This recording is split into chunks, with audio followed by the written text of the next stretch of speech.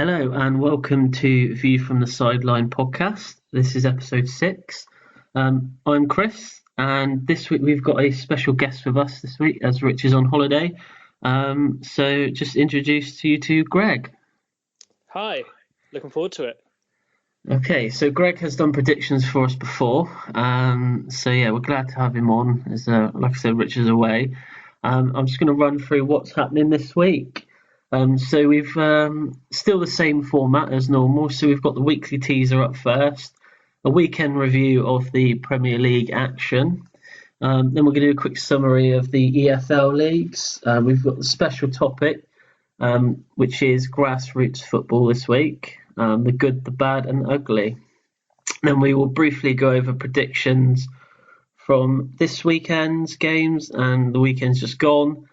And yeah, that will be it. So we'll go straight into the weekly teaser this week. So Gregg, like I said off air, don't get it right because it's going to make us look bad. I'm probably not going to get it right. So the teaser this week is which current Premier League player has the most followers on Twitter? Wow. So yeah, it probably is a tricky one, but I'll let you have a think about that, and we will come back to that towards the end of the podcast. Okay. So we will go in with this weekend's review of the Premier League games, and we will start at the Fulham-Watford game, which was the early kickoff on Saturday. A few things I found in this game is that Fulham's defending for the goal was not good at all, and I think this is kind of the result of they've let in the most goals this season of all the Premier League teams, and they look every time a team goes forward they look like they can concede a goal. Yeah, they didn't look great, did they? No, I think the first half they could have been 2-3 up in my eyes. The first half they dominated. Yeah. But second half it was pretty much all Watford. But I really don't know how that stayed at 1-1. No, it was a strange game like that. The other talking point is the Fosu Mensah tackle. I can't remember who it was on, but it was pretty nasty one. I think he was quite lucky to stay on the pitch. I think the referee was able to see that again. I think he'd probably even say that he probably should have been sent off. Yeah, he had a defender right in front of him, didn't he, I think? Or someone was in front of the ref that he didn't see it properly, but he should definitely been off, in my eyes. And what are your thoughts on Mitrovic, obviously scoring pretty much every weekend at the moment? Could he be one of the signings of the season? Is he going to do it all season, though? That's the thing. Well, he's Newcastle, he wasn't really week in, week out, was he? No. But the way that Fulham play, he is their idol man, and he holds it up well. He's big and he wins a lot in the air, doesn't he? He wins pretty much everything that goes into the box. He wins if it goes on target. Especially when he hit the crossbar, didn't he, right at the end? Yeah, he did, yeah. It was a good game, actually. It was pretty end-to-end. But like you said, Fulham, I thought first half could have killed the game off. But yeah, their defence is so messy. And it couldn't cope, could it? With Watford would play it like high pressing. And that just put Fulham's defence into panic mode for me. It was... They do look shaky. So the next game was the Burnley-Bournemouth game. Burnley finally turned up this season after a pretty poor start.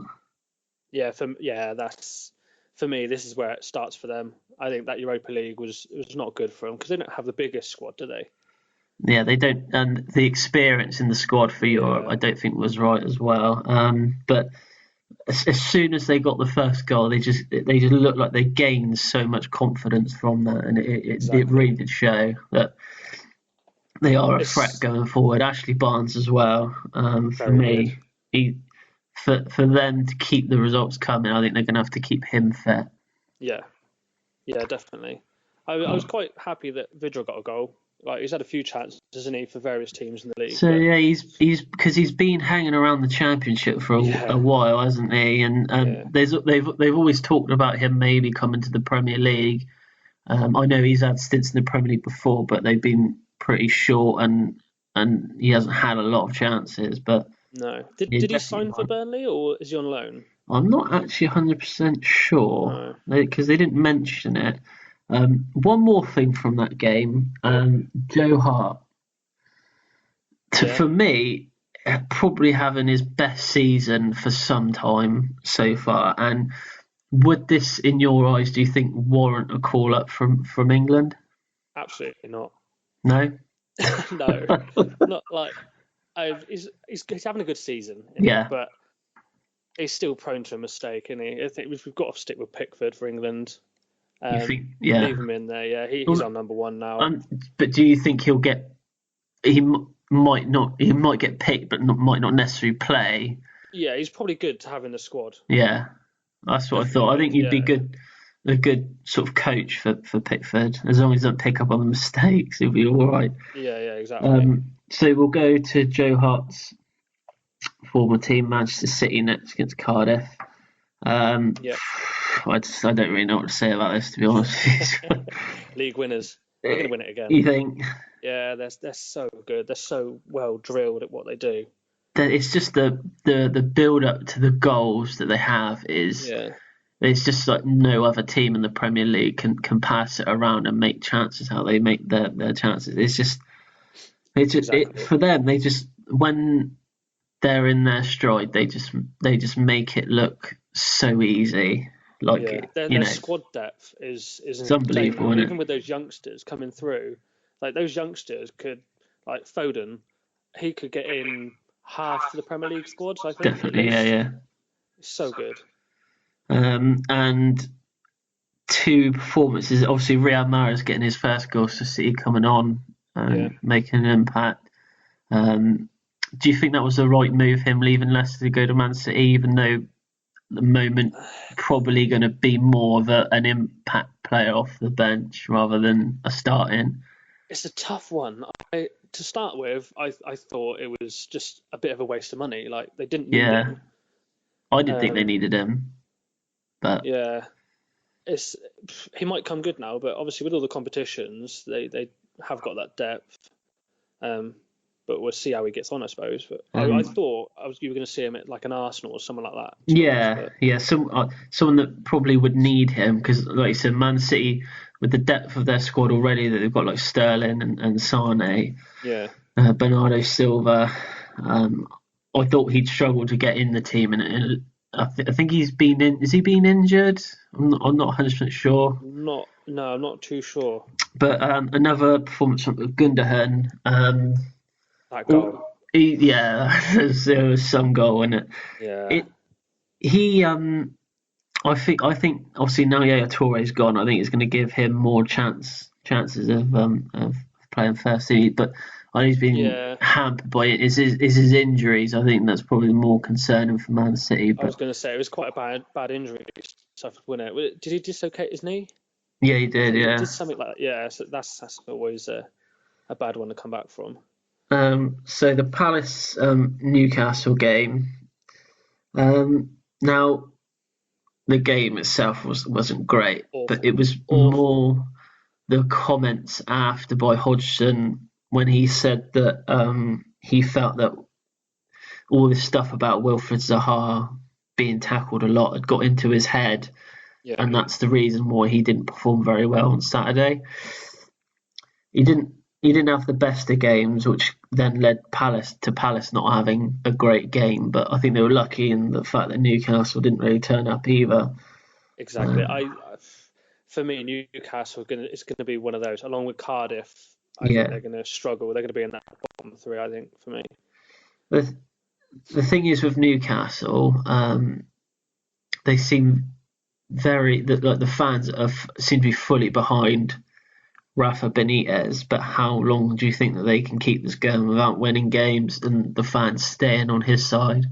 Yeah, it's like like you say, they all love Rafa, don't they? But it's just Mike Ashley. Like he's ruining the club. They need to pump money in for Rafa to get the players he needs. Like they didn't make many signings, did they? This summer? And this is why I thought he would leave if they didn't give him the money. I thought that he was going to leave, but he didn't. He stayed there. but they haven't won a game all No. season. So I thought they'd be all right this season. I didn't put them anywhere near the bottom three, but after a they few don't have a games, goal threat, do they? They don't have a no, striker that is going to go bang in 15, 20 goals. that's the thing. You see, I think they've got Ayoze Perez, but he's not one of those players that's going to get you 10, 15 goals a season. No. And he seems to be another straight. Just quickly, Dwight Gale. Obviously, they let him go. Yeah. Do you think if they would have kept him, they'd have more of a threat up front, or not really? no? I think Dwight Gale, for me, I'm sure we'll talk about that later on. But Dwight Gale, he's a championship striker. He's one of those that will perform in the championship for a good few years now, but step up to the Prem and it's just all too much for me. So the Leicester Huddersfield game. So this one's one of those ones where Huddersfield again didn't. They played all first half. They were okay-ish, Huddersfield, but again they look like a team that is destined to go down on that sort of performance. Absolutely, they're down as well for me. Yeah, Maddison's free kick looks to be. I think that was kind of savable. Like, it wasn't smack bang in the corner, was it? It was. The keeper should have done better, but I think he did well to get the goal. And he looks. Yeah, he looks like a good player, Maddison. I can see him being at Leicester for a couple of seasons and then him getting the experience that he needs there and maybe moving on to one of the top 6 sides. He definitely looks like he's got a bright future. He's very, very good. And Huddersfield's defence, again, like Fulham's defence, isn't not really changed that much from last season. Every time a team goes forward, they look like they just don't know what they need to do. Disorganised, isn't it? I think. Yeah, I do feel a bit sorry for them because I quite like their manager. He's a good manager, but again, he's one of those. If the results keep happening like this for Huddersfield, would they look to get rid of him? I don't think they personally would. I think he's alright. I think he's quite safe. Jumping the gun and getting rid of him, really. They need to get the results at home, don't they? They obviously struggled against Leicester just because Leicester's counter-attacking is so quick. So speaking of the first goal that Leicester scored was from Huddersfield going forward, pushing too many players forward, and then Huddersfield had 2 players back against the 3 Leicester players countering. So it just didn't. I don't know where the defence was on that goal, but no. So next is the Liverpool-Southampton game. This Liverpool, it just pains me to say it that they are so good at the moment. Yeah. 7 wins from 7. We'll talk about the only other unbeaten team later, but it was one of those performances from Liverpool where it was very routine for them. Southampton, unfortunately, aren't the biggest side in the Premier League and they haven't got the greatest squad. They pose no threat, do they, Southampton? No. As a team, they just pose no threat. And obviously, Liverpool's key players, Salah being one of them, Mane, have started this season just as good as they did last year. I know Salah's probably not scored as many goals, but every time they go forward, they're so quick. The defenses just don't have a chance. They're another team that is kind of similar to City, isn't it? They're starting to know what they've got to do, like working as a team. They know their roles, like the quick passing, and just those front 3. They know exactly where sort of each one of them is going to be. It's just all coming together quite well, isn't it, for them? Definitely. What did you see the own goal? Is his name Hoyt? Yeah, a little bit unfortunate, a little bit. Should he have sorted his feet out a bit quicker and got rid? Or yeah, well, I watched that about 3 or 4 times, and I hate to admit it, I laughed probably harder each time I've seen it because it was just one of those where it is unfortunate, it happens, but you can't help but laugh a little bit when it does happen. Yeah, I couldn't help but put myself in that situation and thought, coming at me at that kind of pace, you just can't sort your feet out quick enough. Just briefly touching on Liverpool's defence, again they defended really well at the weekend. Yeah. Is this probably their strongest defence they've had for 10-ish sort of years in the days obviously when they had Hupia Carragher? For me, that's a question. I'd say it's up there with the best defence that they've had in the Premier League. Probably is. I suppose it's kind of different the way football's played now, isn't it? But you've got Robertson and Trent who are so fit. Yeah. They've worked on their fitness a lot, and they can just go up and down those flanks so quick. And obviously, with Van Dijk coming in, he's just made it solid there, I think, hasn't he? Yeah, obviously a lot of eyebrows were raised when he signed for Liverpool. I think mainly to do with the money side of it. I don't think anyone doubted that he was a good player, but he's definitely improved. I'd say whilst he's at Liverpool. Yeah, definitely. I mean, just like touching on Southampton, I think they're another one of those teams that are going to be right down there with Mark Hughes as manager. Like, I don't know how, because he's not a manager that is going to take a club and go, right, we're going to get top half. No. For me, he's one of those that, right, we don't want to go down. We want to stay in the Prem. Let's get him in, and he'll hopefully keep us up. But it's not for me. I think they've got a good squad, Southampton. Yeah, well, they were one of the three teams I said would go down. I put Cardiff, Huddersfield, and Southampton to go down. Okay, yeah, I can see. I don't think I'm going to be too far wrong. No, definitely not. But yeah, so the Man United Wolves game. Wow. Would you say shock, or would you say, fair result?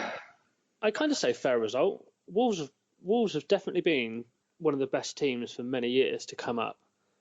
In my eyes, they're so the manager's obviously very good, and he's obviously got together a really good squad. Because most of them are from the same country, aren't they? Well, yeah, that probably does help. Yeah. So just looking at both goals are actually really good. Fred's goal was pretty good. Nice finish from him, and then Matinho. That's a cracker of a finish. Really good finish. I think they've definitely bought him for that sort of role, because obviously when he was in the French league, he was scoring goals like that. He's one of those midfielders, isn't he? He wants the ball. Give me the ball. I'll play it off to the wings. I'll play it up front, whatever. He's so good in there. But I think Wolves defended pretty well, to be honest with you. I agree. And I think they did deserve the point. Again, for Man United, is going to be one of those questions. Is come down to the end of the season. Is it going to be one of those games that they look back on? But yeah, for me now, I can't see. I think Man United are going to miss out on top four. You reckon? Yeah, for that, unless it's all about the manager for me. Mourinho's too. I can't think of the word, but it's just not right for Man United. I don't think. Man United, where's the Man United of previous years where they play some quite really nice football to watch? And now they're bringing Mourinho and just park the bus and settle, and they just don't look anywhere near the side that they should be. No, I think they spent a lot of, obviously with Pogba, they've spent a lot of money on him, and I think they've pinned a lot on hoping that he is going to be a world class. I'm not saying he's not world class, but he still can be better than what he is at the moment. I think he will be if he's managed right. And I don't think he's managed right at the moment. So do you think he's better? Because at the moment they've got him kind of. He seems to change his role every other game. Really, either he's sitting back or he's going. I personally think he's better just playing. Going for in an attacking midfield sort of position. Yeah, I think number 10. Yeah, he's definitely got the range of passing that I think someone Lukaku could profit from. Yeah, definitely. The Brighton-Tottenham game was the late kick-off on Saturday night. Obviously, Spurs back to winning ways with this one. Probably still not at their best. No, definitely not. But obviously, with their keeper situation at the moment, obviously they had to call in their third choice goalkeeper. I think it was Gazaniga. I think he played for Southampton a few years ago, but didn't even realise he was at Tottenham, to be honest, until Saturday. Do you think that might cause them a problem? I'm not sure how long they're both out for, but that could pose a bit of a problem for Tottenham if they are both out for a while. Yeah, I didn't realise that Vaughan was actually injured. No, I didn't know that either until the start of the game. When obviously did the teams, they said that he'd picked up an injury. So, right. Brighton had chances. They had more than 2-3 very, very good chances. Knockhart missed a really good chance to score when he got through, and he just kind of like hit it right at the keeper. Made it way too easy for him. It should have been a lot closer, I think. They could have got a point out of that game if they had finished the chances that they had. But I think for Tottenham now, I think they'll move on from this and they'll rack up a few wins now. I think after a couple defeats in a row. Yeah, Tottenham are one of those teams that can just go and get a result. Like if it's not deserved, they're still just edge that result. Yeah, but I think a lot of it pins on Harry Kane and his performances. You know, when he performs at his best, they as a team tend to play all good as one. But it would be interesting to see if they can keep hold of their players in January for me, because I don't know if they're going to get out of that Champions League group.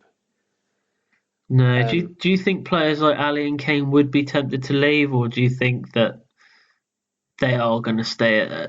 They are going to be in one of those players that just plays for the team for the next 20 years?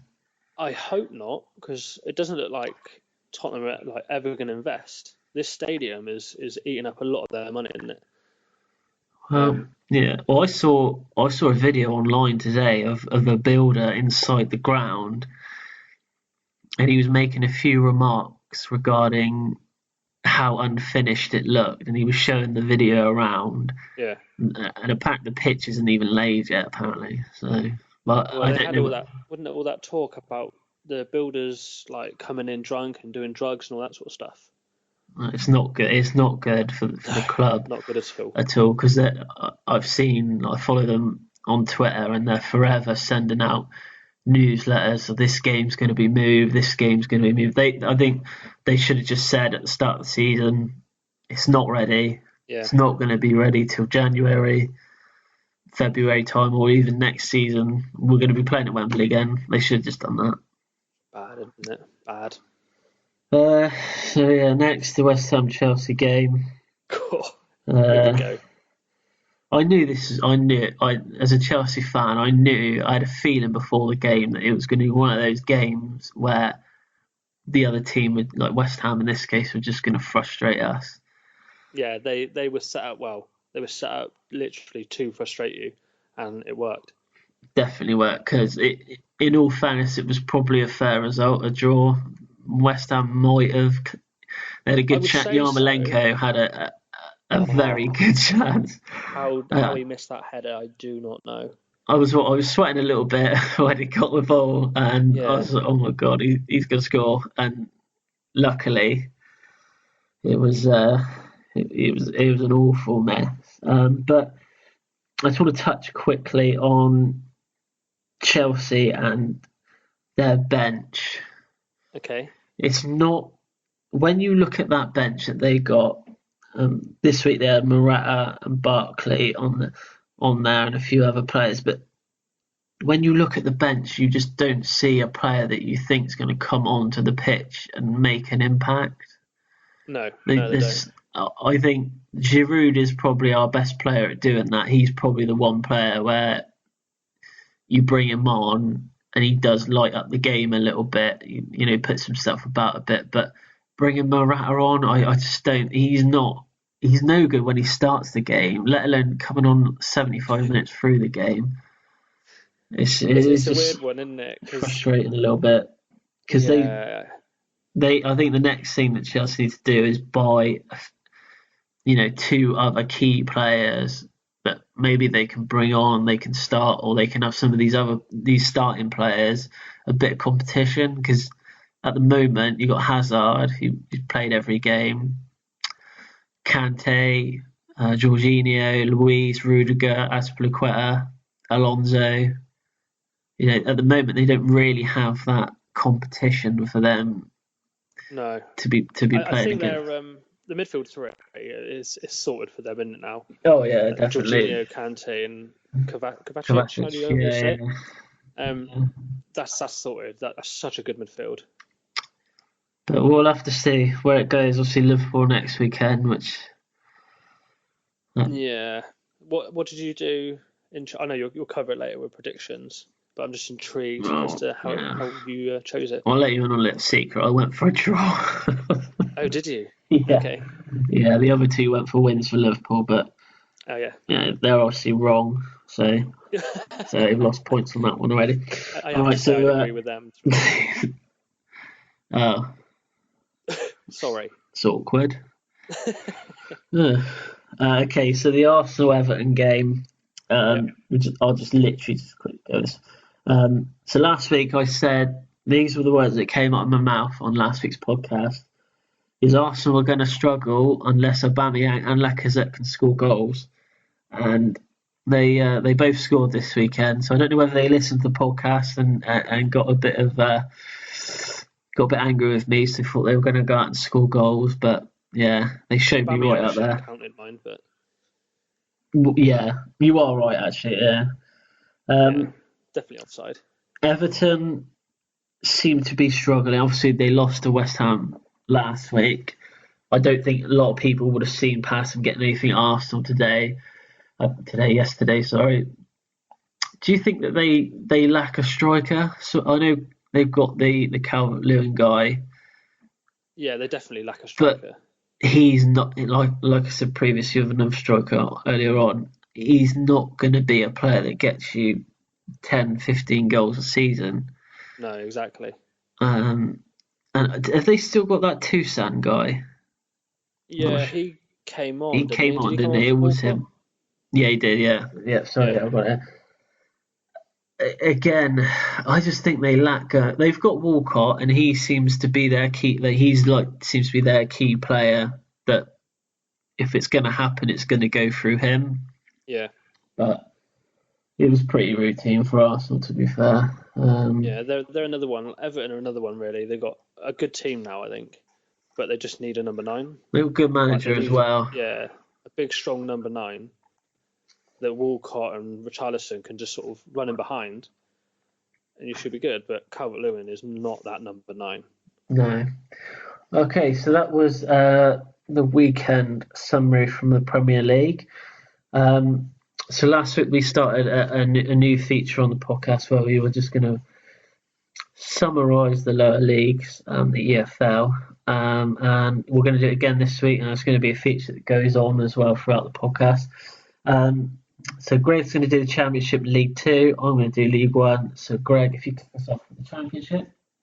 Okay, so the Championship, I'm quite glad I get to cover this because one of the important games, you could say, was obviously Leeds and Birmingham, and Birmingham is my team.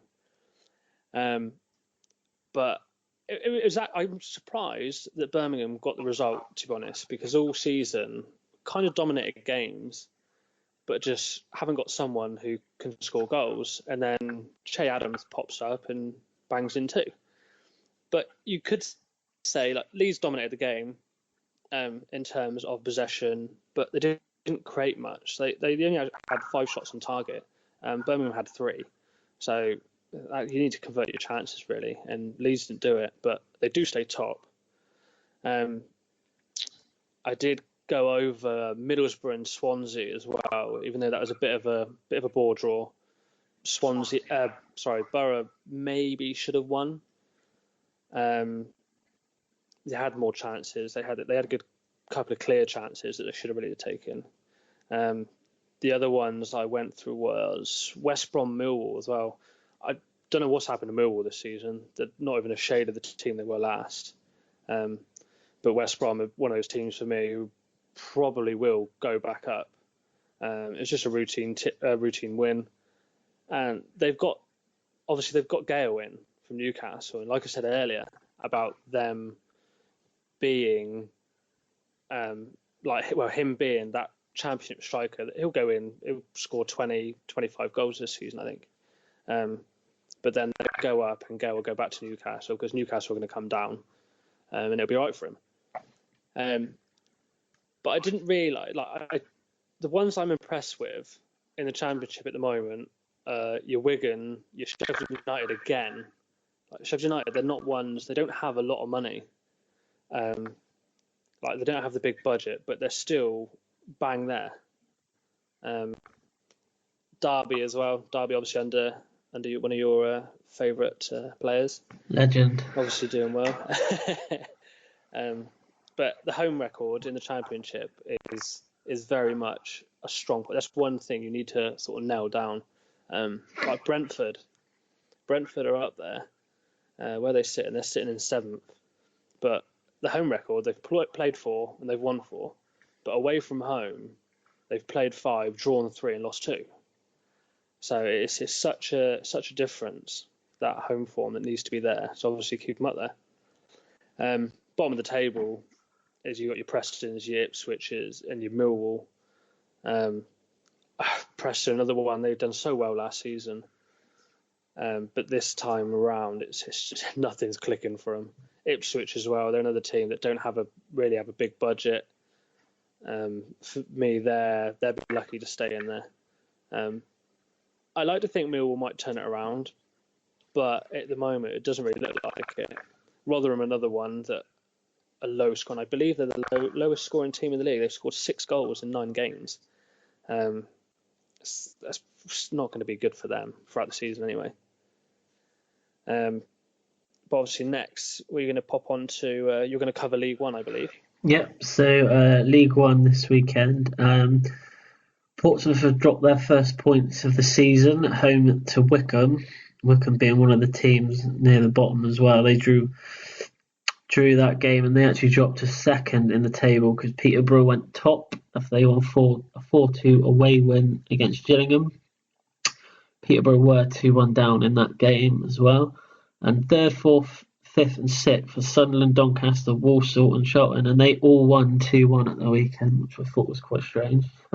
Same scoreline for all 4, so they occupy the playoff places. Like I said, Wycombe, they were the only team in the bottom 7 that picked up any points this weekend. They, like I said, drew at Portsmouth. And Plymouth remain bottom of that league, and they still have yet to win a game this season. Whilst Oxford are 2nd from bottom, Bradford are 22nd, and Gillingham are 21st. So Gregg is going to run through League 2 for us. Yeah, so League 2, teams towards the top again. It seems to be just a bit of money, like Lincoln, for instance, where they beat MK Dons 2-1. Before the season, they invested a fair bit of money in Lincoln. They brought in players from a lot. I say a lot. I think they promoted straight off, and they're 3 points clear and looking good, especially at home. Exeter, again at home, and they beat Cheltenham 3-1. Another team with a reasonable home record, but they're one of those teams that can blow hot and cold a bit sometimes. But hopefully this season they put it all together because they've been the Nearly men for a good couple of seasons now. Yeovil, obviously local to us, they lost at home to Swindon. Not anymore. After losing 3-0 like that. How could they? No, let's forget them now. Which is such a contrast. Going from last week when they won 6-0. It's crazy. It just baffles me, like how they can go from winning 6-0 away to losing 3-0 at home. But that is typical Yeovil all over. That is. Yeah, I did speak to a couple of people that go there every week, and they just said Yeovil didn't look anything like they did at Newport. Really, I did sort of wonder if Swindon played well, but this is Swindon didn't really do anything special. It was just a bad performance, but a good fixture for Yeovil will be tomorrow night when they're playing MK Dons at home. So that'll be a good spectacle. Towards the bottom of the table, the surprise is definitely Notts County, isn't it? The amount of money they spent. They were another one similar to Lincoln. They pumped money in, and they've got 3 points. 3 points from a possible. What were we going from? 27 points. And they've only picked up 3. That's bad. For Macclesfield, they're rock bottom, and for me, they're doomed. They lost 2-1. They were at Morecambe, who are another relegation sort of side. So it's not looking good. But there's obviously only 2 teams that go down there, and could switch around a fair bit. But it's just the exciting times is towards the top of the table for League Two. That's the exciting ones.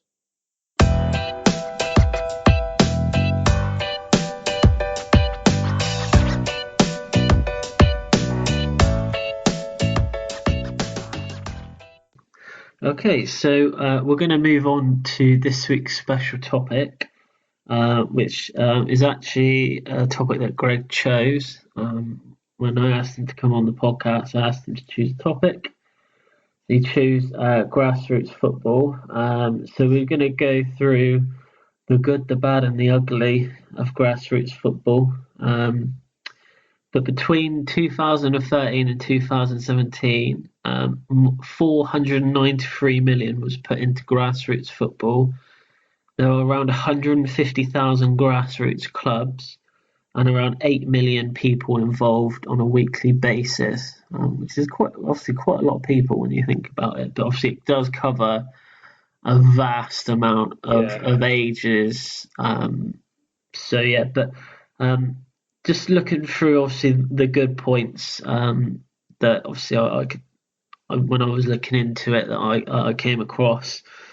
Obviously, one of them being obviously with especially the government and the FA looking into obviously children getting more exercise, getting out more as well. Obviously, it helps with that as well, and adults as well. But obviously, it helps you develop a lot of different skills and new relationships with people that you might not necessarily know. And obviously, it's for people that enjoy the game and that don't get a regular chance or don't feel that they have a chance of playing professionally. I don't know what your thoughts. You do see a few players do come from that, didn't they? From the grassroots. Charlie Austin was being one, wouldn't he?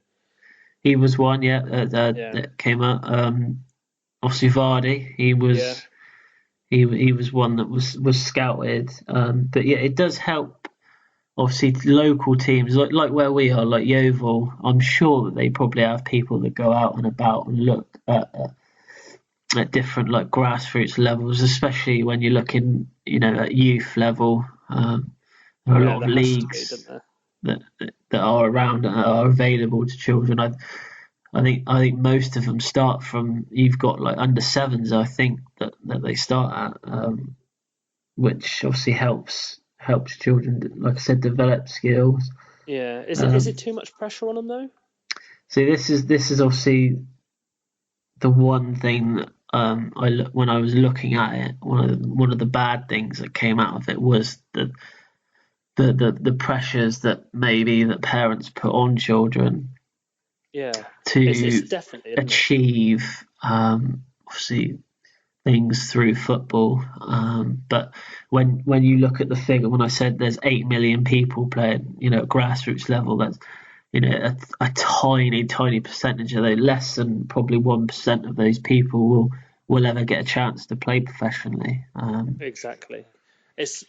I look at grassroots football as like years ago, like your Saturday and your Sunday leagues were always fun. Like, I'm not saying they're not fun now, but I just remember it. You go in, you're waking up, you're 9:30, you're traveling here, there, and everywhere, kind of thing, and people used to enjoy it. Like you say, like social wise, and there just wasn't pressure. Like, even though there was youngsters, because a lot of like our Sunday league teams, there was always sort of 3 or 4 youngsters that were playing that were, clearly they would play a few games and actually they would go on and sort of be looked at by Yeovil as such, or possibly Exeter or something like that. But now it just like the leagues, they don't have as many teams in the leagues anymore. Like especially Sunday League, there's just the teams have dwindled a lot. You used to hear there was a lot of teams around here, but now there's not a lot at all. I think that's one thing that when I was looking at, I remember how long ago now? Probably last time I probably played Saturday League, Sunday League game was probably 6, maybe 7 years ago now, maybe. Yeah. And I remember Sundays in the local league here, there was 2 divisions and there was probably 8 teams in each division.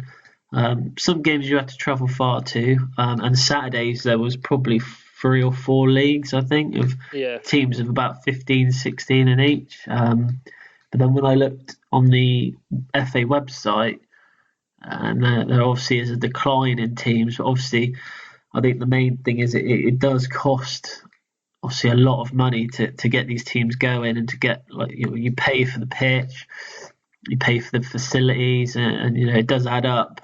And obviously the signing on fees as well added to that. It does, it can create a problem. Yeah, it is. I agree. But yeah, there's multiple issues to that kind of thing. It's just remembering back, just like we used to have people that, like, now that they're starting to put more money into it, aren't they? Because now you used to have players that were turning up to matches and getting changed in their cars. And like the health and safety side of it, there was just like a rope really around the pitch, wouldn't it, kind of thing? Yeah, there was nowadays, like, you've got proper changing rooms in most places now. So there's definitely money going in it somewhere. Yeah, well, like I said, is it enough? The FA have said they've invested just under 500 million in grassroots football. So obviously it is being filtered down to all the different leagues around the UK. And I think from my experiences, I used to love playing Saturdays and Sundays. I used to absolutely love it, even though like Sundays you had to get up really early sometimes, depending on how far you had to travel. It was always a good laugh. But then obviously going on to the bad sorts that you see and hear about grassroots football, and I do think that over the years it's probably got quite a bad reputation. A reoccurrence of sort of violence at these games, and it's mainly towards officials. Yeah, definitely. The referees do get a lot of stick. It's kind of a shame, isn't it? Because it is a shame. You'd think that, like, the ages that these people that are playing, surely, there's going to be decisions that go against you, but surely you're old enough to just, you've got to realise that the referee is there to just like ref the game as best as he can. If he misses a decision, why are you going to give him abuse? I did some research online to find, because I knew there'd probably be stuff online about this. And there's some stats here. So 60% of referees say that they encounter some form of verbal abuse at the games, and 19% of referees that they asked said that they had some form of physical abuse whilst refereeing games. And 94% of referees have said that they had been bribed into not declaring red and yellow cards. 94%. Wow. That is a lot of. That is, isn't it? Yeah. I didn't realise that. It didn't even cross my mind. It's crazy. So also, whilst I was online, I found some reports from referees. I've got 2 examples. One has got a little bit of swearing in, but I will not say the words. I will just let your imaginations run wild on these. So the first one is to do with a referee that was... it was something to do with a red card incident, and this is what he said. So this was his report. He said, during the 32nd minute of the second half of this match, after the match had been abandoned through a combination of the FC Norton team captain instructing his players to leave the field of play and subsequent misconduct that reduced FC Norton's team to less than 7 players, which is the subject of separate misconduct reports. So this isn't to do with that. This is to do with something else. The FC Norton substituted player, who was fulfilling the role as the assistant referee, discarded my flag without telling me where it was, which was later recovered behind a tree by a small child who was playing on the recreation ground. A short time later, whilst I was still on the field of play from his position just outside the FC Norton dressing room, which is very close to the field of play, the same FC Norton substituted player / assistant referee called me a F and then a C. So you use your imagination what that is. And also taunted me that I could not do anything about it. What he had said, because he was wearing a neutral coloured bib and obscured his shirt number. I approached the player and asked him for his name, which he refused to give me. I made it clear to him that I would be reporting him for misconduct. This player was reportedly addressed by the FC Norton players through the whole game and also after the above reported misconduct as Lego head. Wow. He filed the report and the offender, he actually wrote Lego head. Did he? Because he couldn't get the guy's name. Yeah. Now, to me, this seems completely absurd that a referee would have to go through this. This was in 2015, by the way. Yeah. And it just goes to show how bad the situations can get for these referees who don't get paid a great deal of money to do this job of refereeing these matches. And I've refereed a Saturday game before, and I would never do it again because literally every time you make a decision, it's always going to be bad for one or the other teams. Yeah. And I personally, I didn't card any players in that game just because I thought to myself, if I card someone, what's going to happen? You don't know these things, and after reading something like that, you never know. It's hard for them. Like what can you do? I mean, obviously you try and get the respect of the players, which is going to be hard, isn't it? But like, what else can you really do? The problem is, I think some players see it as they're not proper referees. No. But they've obviously done a bit of coaching. They know a little bit about the game. But I think it comes down to respect, doesn't it? The players. It does. And in my experiences, when I was playing Saturday Sunday League, only 50% of the time I would say a referee actually turned up. Yeah. And that's unfortunate. So the second example I've got is actually a female referee. So I want to get both sides of the story. Yeah. This one is absolutely shocking. I dread to think where this is going to go. This is not good at all. And wait till you hear it. It might not seem that bad, but I think once you have a think about it, it could be. This one doesn't have swearing in it, but so this is an interview that was done by Telegraph, which is on their website. Okay. This is from a woman's perspective. Her name was Holly. She says, I got in with my local club and was refereeing under 10s. Oh, God. She says, I really enjoyed that, and I started doing the Kent Youth League, and that was when I experienced a lot of verbal abuse. I had a few incidences where people were calling me out for being a girl and not knowing the rules. You brush that off, but it got worse and worse. Then in February last year at an under-12 game, this is in 2016, I made a decision not to send a boy off. The parent of the boy who had been fouled came over to me at the end. He was swearing, screaming and shouting at me and then proceeded to poke me in the chest. I'm 5'5". He was coming on 6'5". Very intimidating. I had 2 managers stood next to me and they did nothing. I filed a misconduct report and explained exactly what happened. I expected a call or email, but I never received anything. A few months later, I turned up at a match and the same parent was there. I was petrified. I thought if I made a decision that he did not agree with, I would be in serious harm. I thought if that is going to be how I feel turning up, I don't want to put myself in that situation. The Kent FA emailed me to ask why I wasn't going to be a referee anymore. The biggest issue was the support around the incident. I explained why I was so shocked that I did not hear anything, and the response I basically got was man up. I felt that they weren't looking after my safety. That was from a female referee who was refereeing an under 12 game, and she was intimidated by a parent at a game of under 12s, which is shocking. It might sound bad, but if I was a woman, I probably wouldn't referee a bloke's game, a men's game, kind of. I Even can if see it's what you're sort of that saying. age, just like for the reasons that you said. But that, like, they shouldn't have an issue. Obviously, there shouldn't be any issue at all. But it's just the way it is, isn't it? It's just no respect. You've got to respect these people.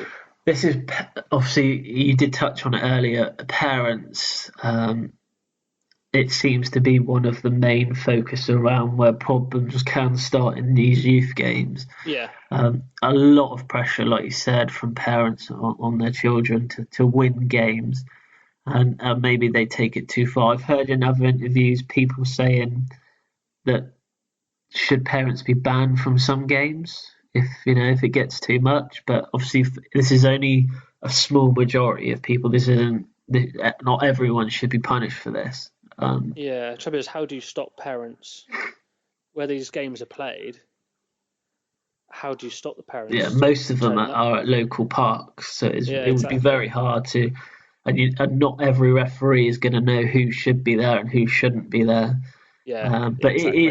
it's just sad to see that obviously referees are, they're not refereeing these games because they feel, it seems to me like they're scared, and they don't want someone coming up to their face at the end of the game shouting and swearing in them. Well, no, exactly. They don't get paid enough to do that. No, not at all. It is a big problem.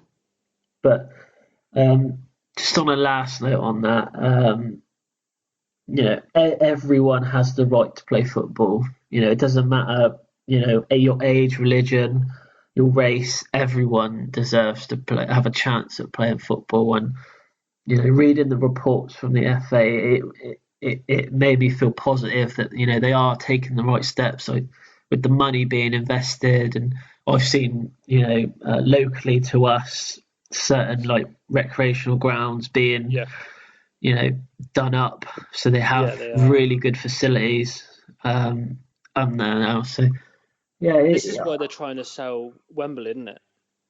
Yeah, they want to sell Wembley to put more money into grassroots football, which is such a good idea. And I hope that obviously more people get involved with grassroots football, and I hope that the referees should feel like that they have the backing of the FA, because from what I read in that lady's statement, they didn't do anything when she filed the misconduct complaint. Nothing was done, but as soon as she stopped refereeing, it was at that point they got involved. So but obviously there are good and bads, but I do hope that it does get better. I hope more referees get involved. There's a lot of coaching courses you can do now through the FA. There was. I did pick up on a couple of bits, just a couple of stats from last season, really. Where I did read up that 1 in 6 games were called off because of the pitch, because of the state of the pitches. Yeah. And only 17 of 50 county FAs have a 3G pitch or have access to a 3G pitch. So it's obviously less than half. I know how good these 3G pitches are. So do you think that maybe more grassroots football should be played on 3G and 4G pitches, because they're easier to maintain? Exactly. And they tend to have better facilities, because obviously they do these 7-a-sides and stuff during the week, which they fund the pitches, they fund all the facilities and stuff, don't they? Well, did you see about the 10-year aims? I did see a few of them, yeah, like where every county FA will have access to a 3G pitch within 10 years. which is really and they good. want to do sort of accelerated improvements on key grass pitch sites. So I suppose the bigger towns maybe. Yeah. And they want to put more stuff in place for talented players, so they can get more advanced training, as it were, like, be picked up and hopefully enhance it and get more people coming through, especially for this country. I think that's one of the main biggest aims. I think, is to get more people from grassroots football put into the sort of professional sort of world, and Exactly. Trying to train them up from a young level to get them to become professional, to invest in more money, and it makes sense because you're probably going to get better players in the future from it. Yeah, exactly. From my point of view anyway. That might not be the point of view from other people, but yeah, It'll be interesting to know what other people think. Yeah, well, I've played on some hideous pitches before. I remember playing on one pitch on Sunday morning, and it literally had such a decline on one side that they should have one of those. Did you see them on the roads where they have those like drop signs saying like the slow decline? You're not talking about Marriott, are you? No. This was quite far out. I can't remember the name of it, but it was literally had such a big advantage one half because you could literally run down the hill. But then second half, if you were running up the hill, you'd be buggered. Yeah. But it's good that they're looking into 3G and 4G pitches. I think for grassroots, it's probably the way forward. It's easier to maintain for counties as well because obviously they're heavily reliant on out Strode, isn't it? Out Street. Yes. That's a nice 3G pitch. I know a few. I think there's 2 teams, possibly 3, that use that pitch. But yeah, definitely the way a few forward. more of them would work wonders, really. Yes, that was. I could probably talk about grassroots football for at least another 2-3 hours. There's so much to cover on there, but I think we got a kind of gist of the good points and the bad points. But hopefully it does get better in time. So, predictions this week. So the game's just gone this weekend. We've got a new leader, Paul. He got 25 points this weekend, which makes him top. I actually got 30 points this week, so that raises my average a little bit. Unfortunately for Rich, he's not here. It's probably good that he's not here because he got a measly 5 points this week. I don't know what happened there. I've had some fun with him on that one. I'm sure he'll explain himself next week. So next week we've got Adam doing the predictions. So all the predictions are put on in more detail on Facebook and Twitter. So just go and have a look on there. So, Greg, have you had a chance to think of the teaser and the player that you think has the most Premier League player that has the most Twitter followers? I kind of have in between different bits. Okay. And I'm hedging towards. You're probably not going to be surprised at my guess.